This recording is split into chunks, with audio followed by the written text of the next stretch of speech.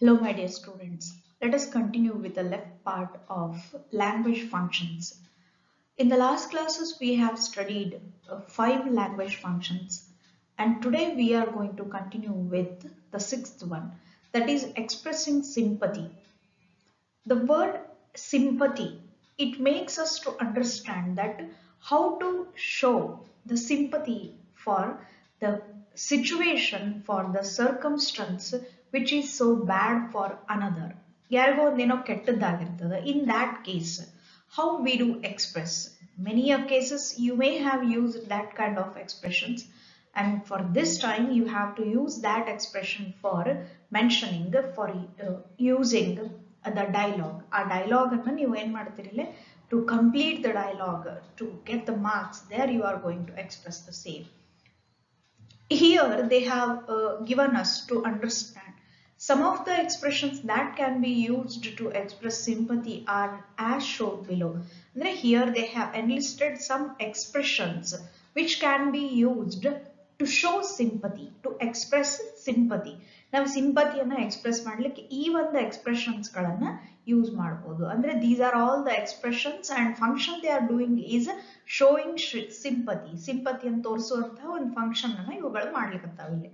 Here they have made the two different columns. One is formal expression and another is informal expression. Here I am very sad, I am very upset to hear that. That means not by emotionally but wordly expressing this kind of sympathies. Now emotionally ನಾವು facial expression ಕೊಟ್ಟಿಲ್ಲ ಅಂತಂದ್ರೂ ಕೂಡ ಇಲ್ಲಿ ನಾವೇನ್ ಮಾಡ್ಲಿರ್ತೀವಿ by word, ಆ ಶಬ್ದಗಳ ಮೂಲಕ ನಾವೇನ್ ಮಾಡ್ತಿರ್ತೀವಿ, we are expressing sympathy for something that has happened. ಏನೋ ಕೆಟ್ಟದ್ದು ನಡೆದದ್ದಕ್ಕೆ ಹೇಳಿಕತ್ತೀವಿ. Here ಇಲ್ಲಿ ಫಾರ್ಮಲ್ ಅಲ್ಲಿ ನೋಡಿದ್ರೆ how sad, ಅಂದ್ರೆ you will feel, you will express your emotion to there, this kind of expression ಒಳಗೆ ನಾವು ಅಲ್ಲಿ ತೋರಿಸ್ತಿರ್ತೀವಿ. And that's pity ಅಂತ ನಾವು ನೋಡ್ತೀವಿ. And here in formal expression, I sympathize with you, ಅಂದ್ರೆ I feel sad with you just like you. ನಿನ್ನಂತೆ ನನಗೂ ಅಷ್ಟ ದುಃಖ ಆಗ್ಲಿಕ್ಕತ್ತದ ಅಂತ ಹೇಳಿದಾಗ my sympathies are with you. ಅಂದ್ರೆ ನನ್ನ ಒಂದು ಇಮೋಷನ್ ನಿನ್ ಜೊತೆ, ಅಂದ್ರೆ we are here to help you in case ಏನಾದ್ರು ಬೇಕಿದ್ರೆ ಮಾಡ್ಲಿಕ್ಕೆ ನಾವೆಲ್ಲ ಇದ್ದೀವಿ ಅಂತ ಲೆಕ್ಕದೊಳಗಿಲ್ಲೇ ಮಾತಾಡ್ದಂಗ. These are the expressions you can utilise in your dialogues while expressing sympathy. ಸಿಂಪತಿಯನ್ನ ನೀವು ತೋರಿಸಬೇಕಾಗಿದ್ರೆ ಈ ಒಂದು ಡೈಲಾಗ್ಸ್, ಈ ಒಂದು ಎಕ್ಸ್ಪ್ರೆಷನ್ಸ್ ಗಳನ್ನ ನೀವಲ್ಲೇ ಯುಟಿಲೈಸ್ ಮಾಡ್ಕೊಳ್ಬಹುದು. Here you have the examples. ನಮ್ಗೆ ಇಲ್ಲಿ ಕೊಡ್ತಾರೆ ನೋಡ್ರಿ. Expressing sympathy is to understand and care about someone's problem. ಯಾವಾಗಲೂ ಹೆಂಗಿರ್ತದ ಅಂತಂದ್ರೆ when we do express sympathy in case of others, ಬೇರೆಯವ್ರ ಬಗ್ಗೆ ನಾವು ಸಿಂಪತಿ ಎಕ್ಸ್ಪ್ರೆಸ್ ಮಾಡ್ತೀವಿ ಹೊರತು we never show it off for ourselves. ನಮಗೋಸ್ಕರನೇ ನಾವು ಸಿಂಪತಿ ಅಂತ ಹೇಳ್ಕೊಳಂಗಿಲ್ಲ. Definitely we have felt that sadness. ನಮಗದು ನೋವು ಇರ್ತದ ಆಲ್ರೆಡಿ, ನಾವು ನಮ್ಮ ಬಗ್ಗೆನೇ ನಾವು ಹೇಳ್ಕೊತಿರಂಗಿಲ್ಲ. ಸೊ ಎಕ್ಸ್ಪ್ರೆಸಿಂಗ್ ಸಿಂಪತಿ ಅಂದ್ರೆ definitely of the others sadness. ಬೇರೆಯವ್ರಿಗೆ ಏನೋ ತೊಂದರೆ ಆಗಿದ್ರೆ ಅದನ್ನ ನಾವು ನಮ್ಮ ಮಾತಿನೊಳಗೆ ತೋರಿಸ್ಲಿಕ್ಕೆ we do use all these kinds of expressions. Here I have chosen these two examples from the workbook. ಇಲ್ಲಿ ಎರಡು ಎಕ್ಸಾಂಪಲ್ ನೀವು ನೋಡ್ಲಿಕ್ಕತ್ತೀರಿ. First character Tanvi. You know Spurti, our classmate Pawan has been hospitalized. Andre this Tanvi is giving information as well as she is telling her friend that another friend has been hospitalized. ಬೇರೆ ಇನ್ನೊಂದು friend that is Pavan ಅಂತ ಅನ್ನೋನಿಗೆ ಏನಾಗದ hospitalise ಮಾಡ್ಯಾರ ಅಂತ ಆಕೆ ಹೇಳ್ಬೇಕಾಗಿತ್ತು. ಅದಕ್ಕೆ ಏನ್ ಹೇಳಿದ್ಲು, you know Spoorthi our classmate Pavan has been hospitalised. See how smoothly she is telling that sentence. How to tell, direct ಆಗಿ ನಾವ್ ಏನ್ ಮಾಡಂಗಿಲ್ಲ, ಪವನ್ ಹ್ಯಾಸ್ ಬೀನ್ ಹಾಸ್ಪಿಟಲೈಸ್ಡ್ ಅಂತ ಹೇಳಂಗಿಲ್ಲ. ನಾವೇನ್ ಮಾಡ್ತೀವಿ, do you know about that, do you know something that about that information, ಅಥವಾ information ಅಂತ ಅನ್ನೋದಕ್ಕಿಂತ ನ್ಯೂಸ್ ಅಂತ ಅನ್ನೋದಕ್ಕಿಂತ ಡು ಯು ನೋ ಅಂತ ನಾವು ಅಷ್ಟೇ ಬಳಸಬೇಕು.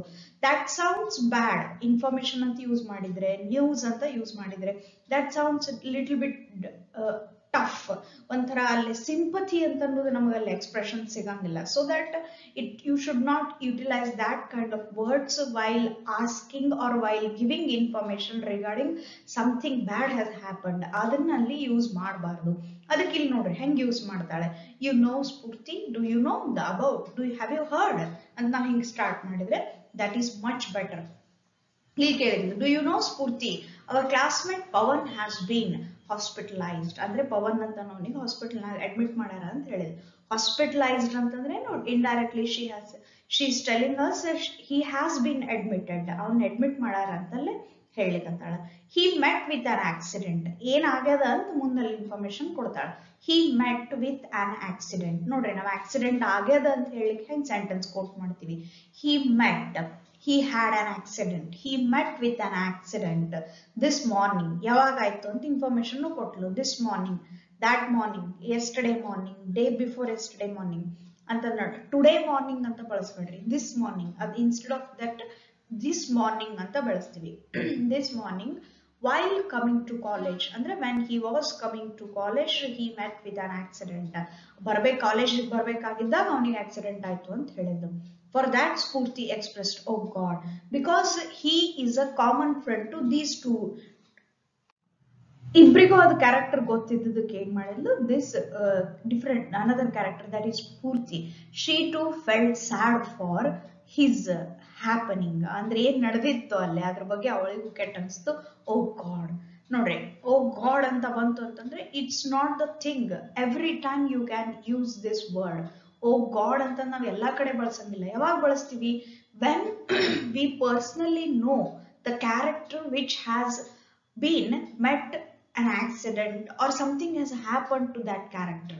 ನಮಗ್ ಗೊತ್ತಿದ್ದಂತಹ ಯಾವುದೋ ಒಂದು ವ್ಯಕ್ತಿನೋ ಒಂದು ಅಂದ್ರೆ when we have been given the situation like that, ಪರಿಸ್ಥಿತಿ ಅಂತಂದಿದ್ದಾಗ ಮಾತ್ರ ನಾವೇನ್ ಮಾಡ್ತೀವಿ, ನಾವು ಅವಾಗ ನೋಡ್ರಿ ಫಾರ್ಮಲ್ ಇನ್ಫಾರ್ಮಲ್ ಅಂತ ಕೇಳ್ತಾರೆ. Informal very close to you, formal ಅಂತಂದ್ರೆ formally you can feel sad just like that. ಯಾರೋ ಒಬ್ರು ಹಾದಿ ಒಳಗೆ ಹೋಗೋರಿಗೆ ಏನೋ ಆದ್ರೂ ಕೂಡ ನಾವೇನ್ ಮಾಡ್ತೀವಿ, we feel sad for that in that manner.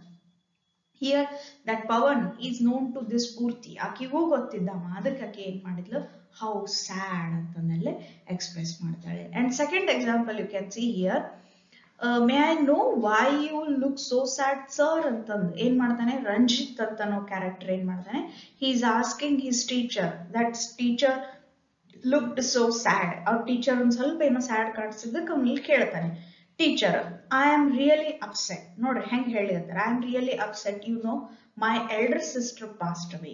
ಅಂದ್ರೆ ಮೈ ಎಲ್ಡರ್ ಸಿಸ್ಟರ್, ಯಂಗರ್ ಅಲ್ಲ ಎಲ್ಡರ್, ದೊಡ್ಡವರು, ನನ್ನ ಸಿಸ್ಟರ್ ಈ ತೀರ್ಕೊಂಡ್ರು ಅಂತಂದು ಇವನಲ್ಲಿ ಮೆಸೇಜ್ ಕೊಡ್ತಾನೆ.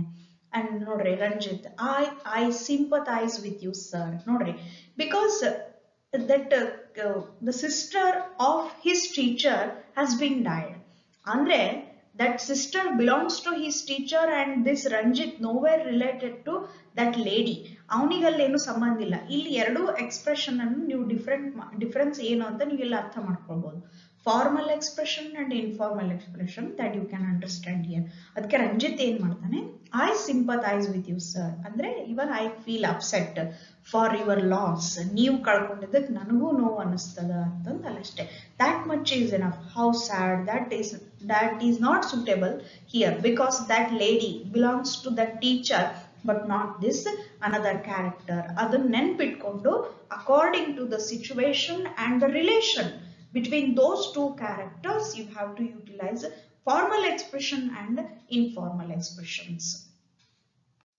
Here it is next language function, that is seeking permission, to take permission. Seeking ಅಂತಂದ್ರೆ asking permission from somebody. ಯಾರ ಹತ್ರನ ಏನೋ permission ಕೇಳ್ತಿರ್ತೀರಿ. that expressions are given here.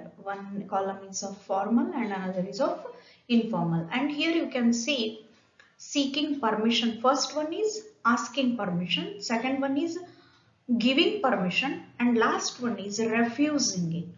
You can give or you can refuse, anything that can happen. Both that here they have expressed both formal and informal. Remember, asking permission you all know. These are the common expressions you daily utilize in your day-to-day life. ನಡೆಯುವಂತದ್ದೇ ಒಂದು expression ಇದು. ನಾವು ನೋಡ್ಲಿ ಇರ್ತೀವಿ formal ಒಳಗೆ would it be all right if I ask permission for something, if I go for somewhere, if I do something, ಏನೋ ಒಂದು ಕೇಳ್ತಿರ್ತೀರಿ may I have your permission ನೋಡ್ರಿ ಎಷ್ಟು ಫಾರ್ಮಲ್ ಆಗಿ ಕೇಳಿದ್ರೆ may I have your permission for something doing something ಏನೋ ಮಾಡ್ಲೇ ಇರ್ತಿರ್ತೀರಿ ನೀವಲ್ಲೇ I thought I might get permission ಅಂತ ನೀವಲ್ಲಿ ಸ್ಟಾರ್ಟ್ ಮಾಡ್ಬೋದು. ಇನ್ಫಾರ್ಮಲ್ ಒಳಗೆ ನೋಡ್ಲಿರ್ತೀರಿ mind if I sit on this ಅಂದ್ರೆ ಡೋಂಟ್ ಯು ಮೈಂಡ್ ಅಂತ ನಾವು ಕೇಳೋ ರೀತಿ ಒಳಗೆ ಏನ್ ಮಾಡ್ತೀವಿ ಮೈಂಡ್ ಅಂತ ಡೈರೆಕ್ಟ್ ಆಗಿ ಸ್ಟಾರ್ಟ್ ಮಾಡ್ತೀವಿ. Remember this expression, don't get confused with it. It's informal and you can start with mind if ಅಂತ ನಾವು ಸ್ಟಾರ್ಟ್ ಮಾಡ್ತೀವಿ. ಅಂದ್ರೆ ಇಫ್ ಅಂತಂದ್ರೆ what you are going to do, that reason you are going to give there. Mind ಅಂತಂದ್ರೆ I hope you don't mind ಅಂತ ನಾವು ಬಳಸ್ದಂಗಲ್ಲೇ indirect ಆಗಿ. And could we borrow ಅಂದ್ರೆ something you would like to borrow, ಏನೋ ಒಂದಲ್ಲೇ ಬಾರೋ ಮಾಡ್ಲಿಕ್ಕತ್ತೀರಿ ನೀವು ಆ ಕೇಸ್ನೊಳಗೆ ಏನ್ ಮಾಡ್ತೀವಿ could we borrow ಅಂತಂದು could we whatever expression you can use here ಅಂದ್ರೆ to get something from somebody ಅಂದ್ರೆ ಅವರಿಂದ ತಗೋಬೇಕಾಗಿದ್ದಾಗ you will ask permission there. Here while giving permission for the request ಅಲ್ಲಿ ಮಾಡಿದ ರಿಕ್ವೆಸ್ಟಿಗೆ ಇಲ್ಲಿ ಪರ್ಮಿಷನ್ ಕೊಟ್ಟಿದ್ದಾಗ ಹೆಂಗಿರ್ತದ ನೋಡ್ರಿ ಫಾರ್ಮಲ್ ಆಗಿ yes permission is granted formal ಆಗಿ ಮಾಡ್ಬೇಕಾಗಿದ್ದಾಗ and we are pleased to permit ಅಂದ್ರೆ we are ready to permit ನೀವು ಮಾಡ್ಲಿಕ್ಕೆ ನಾವು ಪರ್ಮಿಷನ್ ಕೊಡ್ತೀವಿ. ಇನ್ಫಾರ್ಮಲ್ ಆಗಿತ್ತು ಅಂತಂದ್ರೆ ಇಟ್ಸ್ ಆಲ್ ರೈಟ್ ಅಂದ್ರೆ ಇಟ್ಸ್ ಆಲ್ ರೈಟ್ ಅಂತ ನೀವು ಹೇಳ್ತೀರಿ ನೋಡ್ರಿ. Anybody if you even sometimes if somebody asks you sorry apologise ಅವಾಗೂ ಕೂಡ ನಾವು ಇಂಥದ್ದೇ ಒಂದು expression while responding to an apology we do use this kind of expressions too. Please go ahead andre please go ahead andre it's a kind of giving permission ಅಂತ ನೋಡ್ತೀವಿ. Then of course you can andre it's same it's all right andru onde of course you can. These two expressions are giving same meaning. ಅವು ಎರಡಕ್ಕೂ ನಾವು ಒಂದೇ meaning ಬರೋದನ್ನ ನೋಡ್ಲಿರ್ತೀವಿ. And here are the polite refusal. ನೆನ್ಪಿಟ್ಕೊಡ್ರಿ ಯಾವಾಗ್ಲೂ while refusing for any seeking permission ಯಾರೋ ಒಂದು ಪರ್ಮಿಷನ್ ಕೇಳಿದ್ದಾಗ ಅದನ್ನ ನೀವು ರೆಫ್ಯೂಸ್ ಮಾಡಬೇಕು ಅಂತಂದ್ರೆ you should be very careful with that to refuse it. ಅದನ್ನ ಯಾಕಂದ್ರೆ ರೆಫ್ಯೂಸ್ ಮಾಡ್ಬೇಕಾದ್ರೆ you should not be very harsh while expressing it. ಅದಾಗ ಹೆಂಗಿರ್ಬೇಕು politely you can refuse it. ಅದನ್ನ ನೀವು ಪೊಲೈಟ್ ಆಗಿನೇ ರಿಜೆಕ್ಟ್ ಮಾಡ್ಬೋದು. ಇಲ್ಲಿ ಹೇಳ್ತಾರೆ ನೋಡ್ರಿ ನೋ ಪ್ಲೀಸ್ ಡೋಂಟ್ ಅಂದ್ರೆ ಪ್ಲೀಸ್ ಡೋಂಟ್ ಅಂತಂದ್ರೆ I am not going to permit you ಅಂತ ಇಂಡೈರೆಕ್ಟ್ ಆಗಿ ಹೇಳ್ದಂಗ. ಅಂದ್ರೆ ಅದನ್ನೇ ನಾವು ಪೊಲೈಟ್ ಆಗಿ ಪ್ಲೀಸ್ ಡೋಂಟ್ ಅಂದ್ರೆ ಪ್ಲೀಸ್ ಅಂತ ಮತ್ತೆ ರಿಕ್ವೆಸ್ಟ್ ಮಾಡ್ಲಿಕ್ಕತ್ತೀವಿ ಏನ್ರಿ ಅಂತ ತಿಳ್ಕೊಬೇಡ್ರಿ. No that is here polite expression of refusing. ಅಲ್ಲಿ ಪೊಲೈಟ್ನೆಸ್ ಅನ್ನ ತೋರಿಸ್ಲಿಕ್ಕೆ ಪ್ಲೀಸ್ ಅಂತ ನಾವಲ್ಲೇ ಬಳಸ್ಲಿಕ್ಕತ್ತೀವಿ. I would rather you don't ಅಂದ್ರೆ didn't. I would rather you didn't ಅಂದ್ರೆ you didn't do that. I am happy if you don't do it ಅಂತ ನಾವು ಹೇಳ್ತೀವಲ್ಲ indirect ಆಗಿ ಆ ರೀತಿ ಮಾತಾಡೋಣ. I am sorry that's not possible ಅಂದ್ರೆ that's not possible ಅಂದ್ರೆ I am not ready to give you permission ಅಂತ ಇಂಡೈರೆಕ್ಟ್ ಆಗಿ ಹೇಳೋದಂಗ. Here informal ಒಳಗೆ ನೋಡ್ತೀವಿ I am afraid I can't give you permission. Sorry that's not possible ಅಂತ ಹೇಳ್ತೀವಿ. I would like to but I can't. I would like to give you permission but I can't. ನನ್ನಿಂದ ಕೊಡ್ಲಿಕ್ಕೆ ಆಗಂಗಿಲ್ಲ ನಾನು ಕೊಡ್ಬೇಕು ಅಂತ ಅನಿಸ್ತದ but I can't do that ಅಂತಂದಲ್ಲೇ ಬಳಸ್ಲಿಕ್ಕತ್ತೀವಿ. These are all informal and formal expressions for seeking permission, giving permission and refusing permission. Here you have two examples. ಎರಡು example ಇಲ್ಲಿ ನೋಡ್ಲಿಕ್ಕೆ ಒನ್ ಈಸ್ ನೋಡ್ರಿ ಅಲ್ಲಿ ಬಂದಿತ್ತು ಕ್ಯಾನ್ ಐ ಬಾರೋ ಅಂತ can we ಬಾರೋ ಅಂತ ಬಂದಿತ್ತು. ಹಿಯರ್ ಐ ಅಂತ ಮಾಡಿದ್ರು ಕಾಂತೇಶ್ ಏನ್ ಮಾಡ್ಲಿಕ್ಕತ್ತಾನೆ he is asking seeking permission. Can I borrow means can I take ಅಂತ. ಬಾರೋ ಅಂದ್ರೆ ಬಾಡಿಗೆ ತಗೊಂಡು ಹೊಂಟಿವಿ ಅಂತ ತಿಳ್ಕೊಬೇಡ್ರಿ, ರೆಂಟೆಡ್ ಅಂತ ತಿಳ್ಕೊಬೇಡ್ರಿ. ಬಾರೋ ಅಂದ್ರೆ for a while I can use ಅಂತಂದು ಕೇಳ್ದಂಗ. Can I borrow your camera this evening ಇವತ್ ಈವ್ನಿಂಗ್ ದಿಸ್ ಈವ್ನಿಂಗ್ ನೆನ್ಪಿಟ್ಕೊಡ್ರಿ. ದಿಸ್ ಎಕ್ಸ್ಪ್ರೆಷನ್ ಟುಡೇ ಈವ್ನಿಂಗ್ ಅನ್ನೋ ಬದಲಿ ನಾವೇನ್ ಮಾಡ್ತೀವಿ ದಿಸ್ ಈವ್ನಿಂಗ್ ಅಂತ ಯುಟಿಲೈಸ್ ಮಾಡ್ತೀವಿ. ದಿಸ್ ಈವ್ನಿಂಗ್ ಅಂತ ಅವನಲ್ಲಿ ಕೇಳ್ತಾನೆ. And that next character Anjana she replies I am afraid. ನೋಡ್ರಿ informal expression I am afraid I can't give you because I need it this evening. Even I need this evening the same camera so I can't give you. ನಂಗೂ ಅದ ಬೇಕಾಗಿರೋದಕ್ಕೆ ನಾ ಇವತ್ತು ನಿಂಗೆ ಕೊಡ್ಲಿಕ್ಕೆ ಆಗಂಗಿಲ್ಲ ಅಂತಂದು ಏನ್ ಮಾಡ್ತಾಳೆ ಅಕ್ಕಿ ಐ ಆಮ್ ಅಫ್ರೇಡ್ ಅಂದ್ರೆ ಭಯ ಆಗ್ಲಿಕ್ಕತ್ತದ ಅಂತ ತಿಳ್ಕೊಬೇಡ್ರಿ. That is a kind of showing refusal for somebody asked you something. ಯಾರೋ ಏನೋ ಕೇಳಿದಾಗ ನೀವು ಕೊಡ್ಲಿಕ್ಕೆ ಆಗಂಗಿಲ್ಲ ಅಂತಂದಾಗ ಕೈಂಡ್ ಆಫ್ ರೆಫ್ಯೂಸಲ್ ಅದು ಹೊರತು ಇಲ್ಲಿ ಭಯ ಆಗ್ಲಿಕ್ಕತ್ತದ ಅಂತ ಮೀನಿಂಗ್ ಬರಂಗಿಲ್ಲ. ವರ್ಲ್ಡ್ಲಿ ಮೀನಿಂಗ್ ತಗೋಬೇಡ್ರಿ ಅಲ್ಲೇ. ದೆನ್ ಸೆಕೆಂಡ್ ಒನ್ ನೋಡ್ತೀವಿ, betweens Manu and Renu. Manu, she is making request here. Renu, I lost my mobile. Mind if I use yours? Andre, I have lost my mobile. Don't you mind? If you mind if I use your mobile, antwa you, I hope you don't mind ಅಂತ ಹೇಳದಂಗೆ indirect ಆಗಿ.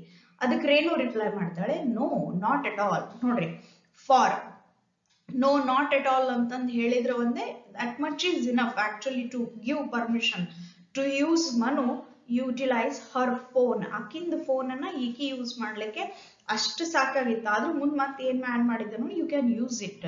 No not at all, I don't mind, don't worry, you can use it ಅಂತಂದಲ್ಲೇ ಹೇಳದಂಗ. Then Manu, can I keep it for a few hours? ಅಂದ್ರೆ she has got some urgency, so she asked it for 4 hours. ಆ mobile ಅನ್ನು 4 ತಾಸನ ಇಟ್ಕೊಂಡು ನಡೀತದ ಅಂತಂದ ಕೆಲ ಕ್ವಶನ್ ಮಾಡ್ತಾಳೆ Renu. Oh sure, that I don't mind, that is not any problem ಅಂತ ನೀನ್ ಡೈರೆಕ್ಟ್ ಆಗಿ ಹೇಳಿಲ್ಲ. ಓಹ್ ಶೋರ್ ಅಂತಂದಲ್ಲೇ ಪರ್ಮಿಷನ್ ಕೊಡ್ತಾಳೆ. Like this, you can ask permission, you can refuse permission, and also you can give permission. Here they have enlisted us.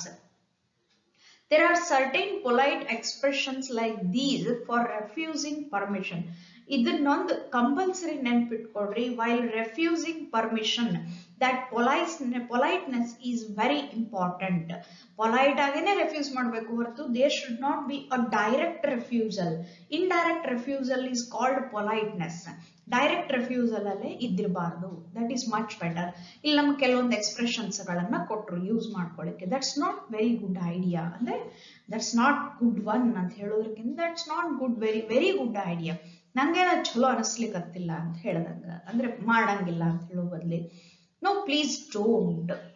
Can I borrow ಅಂತ ಕೇಳಿದಾಗ please don't ಅಂತಂದು ಹೇಳ್ಬೋದು ಹೊರತು ನೋ ಅಂತಂದು ಡೈರೆಕ್ಟ್ ಆಗಿ ಅಷ್ಟೇ ಹೇಳಿ ಬಿಡಬಾರ್ದು. Then I would rather you didn't ಅಂತ ನಾವು ಬಳಸ್ತೀವಿ. I am sorry that's not possible ಅಂತಂದು ಬಳಸ್ತೀವಿ. These are the same expressions already we have read in the chart. Specially they are asking us to remember all these things. ಯಾಕಂದ್ರೆ permission ಅನ್ನ refuse ಮಾಡಬೇಕಾಗಿದ್ದಾಗ these polite expressions are very important to know, you people.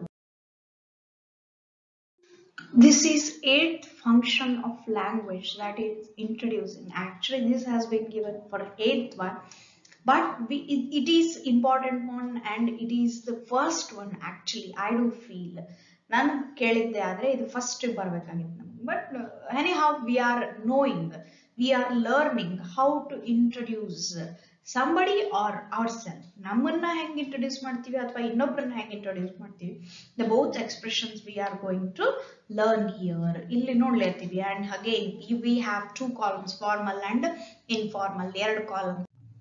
Informal expression, introduce.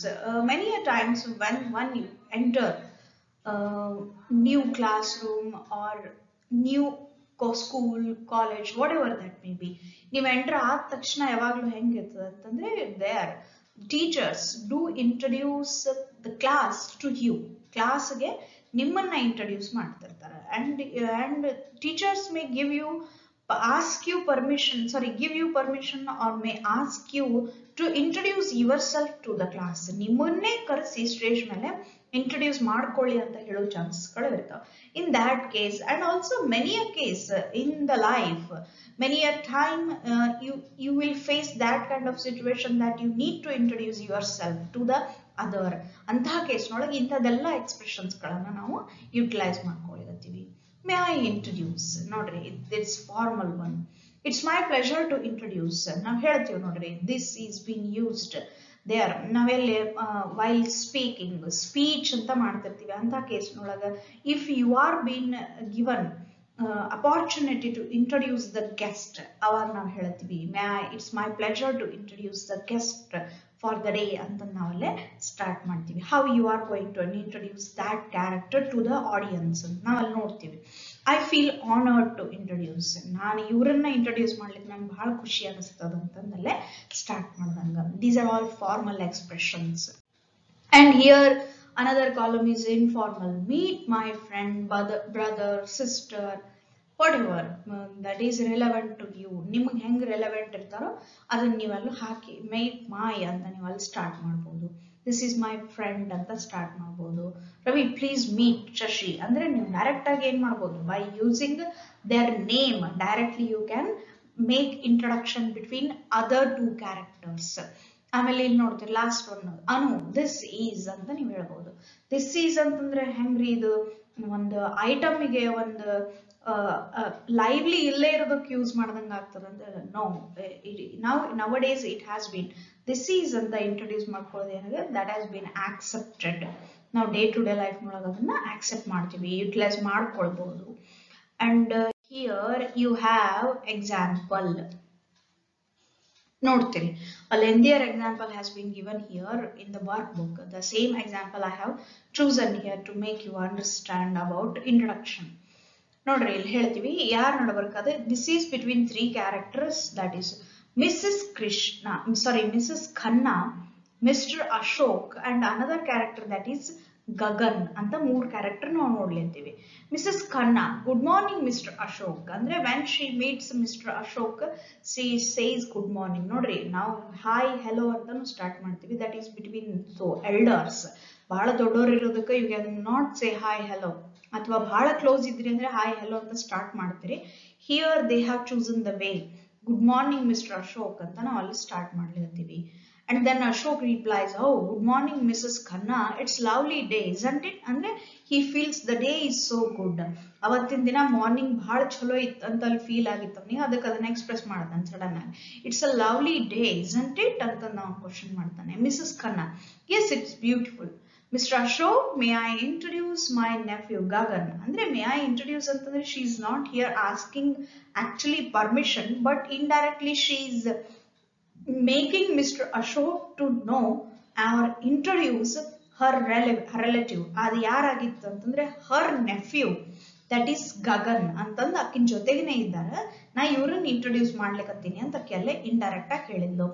he is staying with us for the weekend ಅಂದ್ರೆ ಹೇಳಿದ್ಲ ಯಾವಾಗ ಬಂದ್ರು ಏನು ಯಾರು ಅವರೆಲ್ಲ, nephew ಅಂತ ರಿಲೇಟಿವ್ ಅಂತಂದು ಹೇಳಿದ್ಲಲೆ.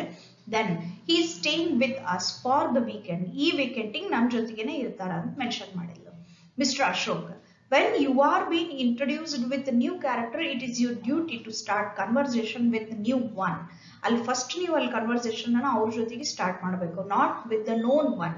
ಪರಿಚಯ ಇದ್ದವ್ರ ಜೊತೆಗಿಂತನೂ ಈಗ ಪರಿಚಯ ಮಾಡಿರ್ತಾರಲ್ಲ ಅವ್ರ ಜೊತೆಗೆ ನೀವು ಅಲ್ಲಿ ಮಾತಾಡ್ಲಿಕ್ಕೆ ಸ್ಟಾರ್ಟ್ ಮಾಡಬೇಕು. Then Mr Ashok, how are you Gagan?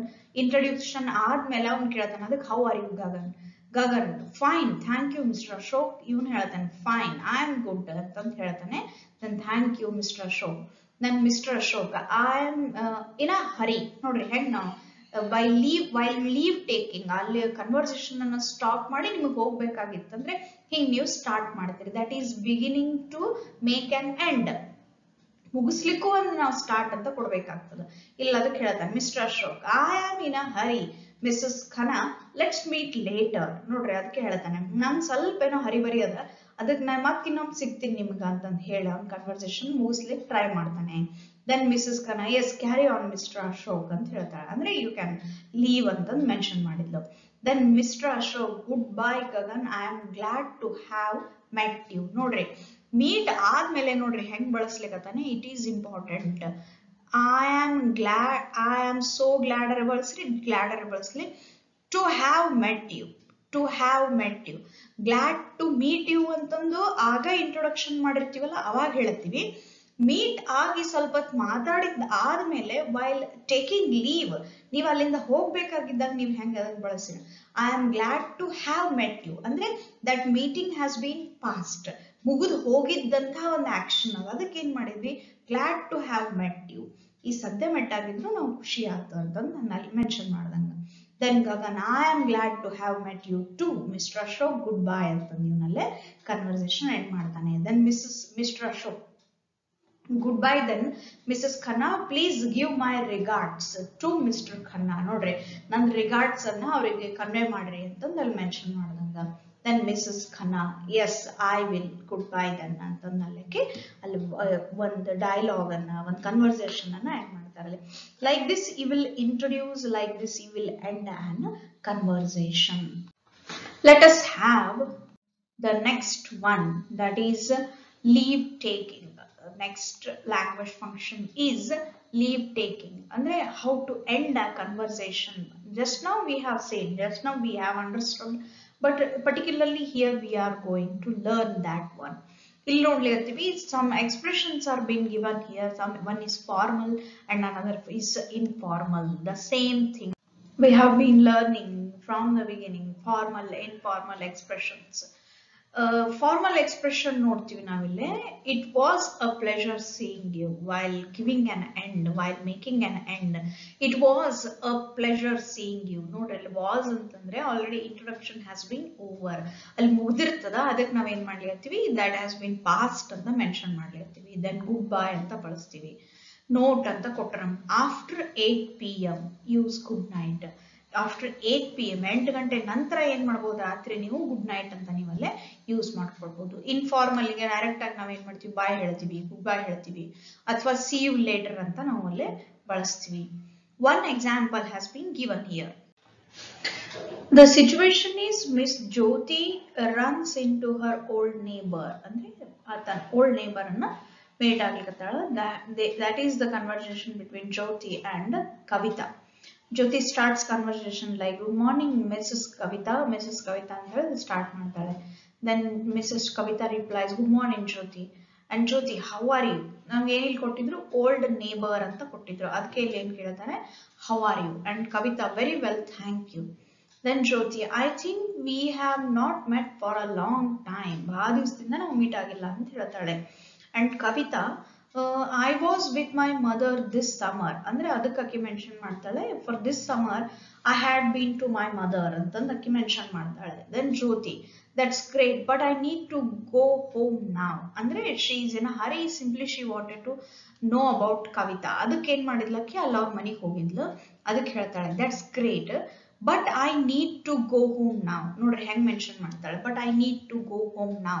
ಈಗ ನಂಗೆ ಸದ್ಯಕ್ಕೆ ಮನೆಗೆ ಹೋಗ್ಬೇಕಾಗದ, see you later ಅಂತ ಮೆನ್ಷನ್ ಮಾಡಿದ್ಲು.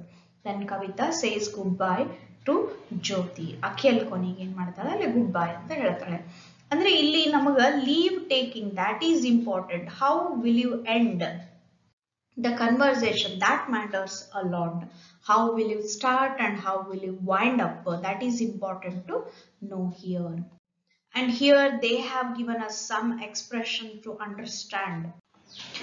One is pre-closing and another is closing. Pre-closing ಅಂತಂದ್ರೆ ನಾವು ನೋಡಿದ್ನ ಹೇಳಿ, just now we have discussed, there is a beginning to an end ಅಂತ ಹೇಳಿದ್ವಿ. ಎಂಡ್ ಮಾಡ್ಲಿಕ್ಕೂ ಕೂಡ you have to start. I am in a hurry ಅಂತ ಹೇಳ್ತೀವಿ, that is a kind of pre-closing ಅಂತ ನಾವು ಹೇಳ್ತೀವಿ. ಇಲ್ಲಿ ಬಳಸ್ತಾರೆ ನೋಡ್ರಿ, okay then I have got to go now. ಅಲ್ಲೇ ಜಸ್ಟ್ ಒನ್ ನಾವು ಎಕ್ಸಾಂಪಲ್ ಒಳಗೂ ನೋಡಿದ್ವಿ, I need to go home ನಾವು ಅಂತಂದು ಮೆನ್ಷನ್ ಮಾಡಿದ್ಲು. ಇಲ್ಲ, in that manner I have got to go now. So I will see you next week ಅಂತ mention ಮಾಡ್ತಾರೆ. I think I would better be going now. Well, it's time for me to leave. I think it's already late at night. I must be going home. These are all the expression pre-closing ಅಂತ ಹೇಳ್ತೀವಿ. ನೆನ್ಪಿಟ್ಕೊಡ್ರಿ, you can't directly close the conversation. ಅದಕ್ಕೊಂದು ರೀತಿ ಅಂತ ಇರ್ತದೆ, ಅಂದ್ರೆ ಮುಗಿಸ್ಲಿಕ್ಕೆ ಬರಂಗಿಲ್ಲ direct ಆಗಿ. You can't point it up. ಅದಕ್ಕೆ ನಾವೇನ್ ಮಾಡ್ತೀವಿ, ಪ್ರೀ ಕ್ಲೋಸಿಂಗ್ ಎಕ್ಸ್ಪ್ರೆಷನ್ಸ್ ಗಳನ್ನ ಯೂಸ್ ಮಾಡ್ಕೊಳ್ತೀವಿ. And you know these all things very well. That is about leave taking, that is our closing ಅಂತ ಹೇಳ್ತೀವಿ. ಅಂದ್ರೆ ಪ್ರೀ ಕ್ಲೋಸಿಂಗ್ ಆದ್ಮೇಲೆ ಈ ಕ್ಲೋಸಿಂಗ್ ಎಕ್ಸ್ಪ್ರೆಷನ್ಸ್ ಗಳನ್ನ ನಾವೆಲ್ಲ ಯೂಸ್ ಮಾಡ್ಕೊಳ್ತೀವಿ. Here is the next one you are going to learn, that is request for repetition. Repetition ಅಂತಂದ್ word ಇಂದಾನೆ ನಮ್ಗೆ ಗೊತ್ತಾಗ್ತದೆ ಏನಾಗ್ತದೆ, when you are unable to understand or hear or to know something, ಏನೋ ನಿಮ್ಗೆ ತಿಳಿಲಿಕ್ಕೆ ಹತ್ತಿರಂಗಿಲ್ಲ ಅಂತ ಕೇಸ್ನೊಳಗೆ ನಾವೇನ್ ಮಾಡ್ತೀವಿ, we do request for repetition. how politely you have to request for repetition. ನೀವು ಅದನ್ನ ಹೆಂಗ್ ಕೇಳಬೇಕು, ರಿಕ್ವೆಸ್ಟ್ ಮಾಡ್ಲಿಕ್ಕೂ ಒಂದು ಪೊಲೈಟ್ನೆಸ್ ಅನ್ನ ನೀವಲ್ಲೇ ಆಡ್ ಮಾಡ್ಬೇಕಾಗ್ತದೆ. ವಾಟ್ ಈಸ್ ದ್ಯಾಟ್ ಎಕ್ಸ್ಪ್ರೆಷನ್ ಅಂತ ಅನ್ನೋದು ಇಲ್ಲಿ ನಮಗೆ ಕೊಡ್ತಾರೆ. Under the two columns, that is one is formal and another is informal. Formal ಆಗಿ ನೋಡ್ತೀವಿ, ಐ ಬೆಗ್ ಯುವರ್ ಪಾರ್ಡನ್. ಇಲ್ಲಿ ಬೆಗ್ ಅಂತಂದ್ರೆ ವರ್ಡ್ಲಿ ಮೀನಿಂಗ್ ತಗೊಳ್ಬೇಡ್ರಿ, that is kind of expression. Deep request ಅಂತ ನೋಡಿ, ಡೀಪ್ ಫೀಲಿಂಗ್ಸ್ ಅಂತ ಬಳಸ್ತೀವಲ್ಲ ಆ ರೀತಿ ಇದೆ. I beg your pardon. Would you mind repeating ಅಂತ ಕೇಳ್ತೀವಿ. ಕ್ಯಾನ್ ಯು ರಿಪೀಟ್ ಅಂತ ಕ್ವಶನ್ ಮಾಡಂಗಿಲ್ಲ. ವುಡ್ ಯು ಮೈಂಡ್ ರಿಪೀಟಿಂಗ್ ಅಂದ್ರೆ don't mind, I am asking for repetition ಅಂತ ಕೇಳಿದಾಗ may I ask you to repeat, request repetition ಕೇಳಬಹುದಾ ಅಂತಂದಲ್ಲಿ ಮಾಡಬಹುದು. ಇನ್ಫಾರ್ಮಲ್ ನೋಡ್ತೀವಿ, I am sorry I couldn't hear ಅಂತ ಬರ್ತೀವಿ. ಪಾರ್ಡನ್ ಅಂತ ಅಷ್ಟೇ ಕೇಳ್ತೀವಿ. ಪಾರ್ಡನ್ ಅಂತ ಅಷ್ಟೇ ಕೇಳಬೇಕಾಗಿದ್ದಾಗ ಹಿಂದೆ ಏನು ಬರಂಗಿಲ್ಲ. ಯಾವಾಗ ಇನ್ಫಾರ್ಮಲ್ ಆಗಿದ್ದಾಗ. ಫಾರ್ಮಲ್ ಆಗಿದ್ದಾಗ ಇಲ್ಲಿ ನೋಡಿವಿ, ಐ ಬೆಗ್ ಯುವರ್ ಪಾರ್ಡನ್ ಅಂತ ಬಳಸಿದ್ವಿ. Then what did you say ಅಂತ ನಾವು ಕೇಳ್ತೀವಿ ಇನ್ಫಾರ್ಮಲ್ ಒಳಗ. ಸಾರಿ ಐ ಕುಡಂಟ್ ಫಾಲೋ ಅಂತಂದ್ರೆ ಐ ಡಿಂಟ್ ಲಿಸನ್ ಪ್ರಾಪರ್ಲಿ ಅಂತ ಹೇಳ್ದಂಗ. then what was that ಅಂದ್ರೆ what was that I failed to listen to ಅಂತಂದಲ್ಲೇ ಮೆನ್ಷನ್ ಮಾಡಂಗ. here you have the example. ಇಲ್ಲಿ ಎಕ್ಸಾಂಪಲ್ ಅನ್ನು ನೋಡ್ಲೇತೀವಿ. ನಮ್ಗೆ ಅದಕ್ಕಿಂತ ಮುಂಚೆ ಹೇಳ್ತಾರೆ, when we can't hear or understand what the other person says, we ask him or her to repeat. For example, the teacher in your class asked you to do something. Teacher ಏನೋ ನಿಮ್ಗೆ work ಕೊಡ್ತಾರೆ ಮಾಡ್ಲಿಕ್ಕೆ, but you don't hear it properly. What would you do? ನಿಮ್ಗೆ ಅದು ಕೇಳಿಸಿರಂಗಿಲ್ಲ. ಅಂತ ಕೇಸ್ನೊಳಗೆ ಏನ್ ಮಾಡ್ತೀರಿ? ಅಲ್ಲೇ ಅಂಥದ್ದೇ ಒಂದು ಸಿಚುವೇಶನ್ ನಮಗಿಲ್ಲಿ ಅಂಡರ್ಸ್ಟ್ಯಾಂಡ್ ಮಾಡ್ಲಿಕ್ಕೆ ಕೊಟ್ರು. ಸಿಚುವೇಶನ್, ಕ್ವಿಜ್ ಮಾಸ್ಟರ್, ಕ್ವಿಜ್ ನಡ್ಲಿಕತ್ತಿತ್ತು. ಮಾಸ್ಟರ್ ಏನ್ ಮಾಡ್ಲಿಕತ್ತಿದ್ರು, is conducting an inter college competition inter college ನಡೀಲಿಕತ್ತಿತ್ತು. ಅಂತಹದ್ದು ಒಂದು ಸಿಚುವೇಶನ್ ಒಳಗೆ ಏನ್ ಮಾಡ್ತೀರಿ, ಏನ್ ನಡೀತದ ಅಂತ ಅಲ್ಲಿ ಎಕ್ಸ್ಪ್ಲೈನ್ ಮಾಡ್ತಾರೆ. Here they have given us, one is Quiz Master and another character is Ranveer. Quiz Master, now the question is, what is Mysore famous for? One question ಕೇಳಿದ್ರು ಅವರು, what is Mysore famous for ಅಂತಂದಲ್ಲೇ ನಮ್ಮ question ಮಾಡ್ಯಾರ. Ranveer, I beg your pardon sir. I beg your pardon sir ಅಂತಂದು ಹೇಳಿದಾಗನೇ ಏನ್ ಗೊತ್ತಾಯ್ತು ಅಂದ್ರೆ, that master understood Ranveer is unable to hear him, get him very clearly. ಅವ ಹೇಳಿದ್ದು ಇವನಿಗೆ ಅರ್ಥ ಆಗ್ಲಿಕ್ಕತ್ತಿಲ್ಲ ಅಂತ ಅಲ್ಲಿ ಗೊತ್ತಾಯ್ತು. ಸೊ ಏನ್ ಮಾಡಿದ, that quiz master repeats the question ಅಂದ್ರೆ ಬೈ ಬೆಗ್ ಯುವರ್ ಪಾರ್ಡನ್ ಅಂತಂದ್ರೆ it is understood that is for repetition ಅಂತ ತಿಳಿತು. So he repeated the question. Ranveer, I am sorry, what did you say sir? Your voice is not audible. ಅಂದ್ರೆ what you are saying us, that is not clear, that is not audible ಅಂತಂದ್ರೆ ಕೇಳಿಸ್ಲಿಕ್ಕತ್ತಿಲ್ಲ ಸರಿಯಾಗಿ ಅಂತಂದಲ್ಲೇ mention ಮಾಡ್ದಂಗ. ಅಲ್ಲಿ ನೋಡ್ರಿ ರಣವೀರ್ ಹೆಂಗ್ ಮಾಡ್ತಾನೆ, second time repetition ಕೇಳಿದಾಗ I am sorry, what did you say sir ಅಂದ್ರೆ he changed the words, he changed the expressions and he made himself clarified to the another character. ಅದಕ್ಕೆ ಅವ್ನು ಹೇಳ್ತಾನೆ, your voice is not audible, ನೀವು ಹೇಳಿಕತ್ತೀರಿ ಅದು ನಿಮ್ ಧ್ವನಿ ನಮ್ಗೆ ಸರಿಯಾಗಿ ಕೇಳಿಸ್ಲಿಕ್ಕತ್ತಿಲ್ಲ ಅಂತ ಮೆನ್ಷನ್ ಮಾಡ್ತಾನೆ. And quiz master repeats the question repeat ಮಾಡಿ, were you able to hear now ಅಂತ ಕೇಳ್ತಾನೆ. ಅಂದ್ರೆ are you people are able to hear me now, ಈಗ ನನ್ನ ಧ್ವನಿ ಕ್ಲಿಯರ್ ಅದೇನೋ ಅಂತ ಅವನಲ್ಲಿ ಕೇಳ್ದಂಗ. Ranveer, yes thank you sir, Mysore is famous for palaces ಅಂತಂದಾಮೇಲೆ ರಿಪ್ಲೈ ಮಾಡ್ತಾನೆ. he gives the answer. In this manner, while asking for repetition, you should use polite expressions. So it is the end of the repetition and today's class.